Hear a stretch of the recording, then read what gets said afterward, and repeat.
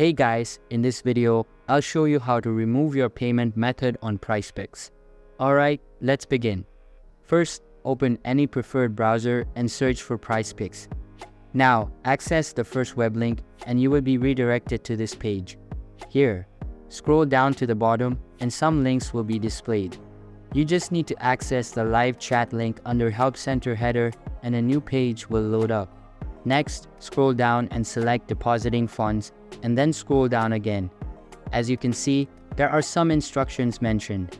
Simply log into your account first and tap on the deposit button located in the top right corner. This will take you to the deposits page. Here you should see a trash can icon next to the payment method you want to remove. Click on the trash can icon to remove that payment method.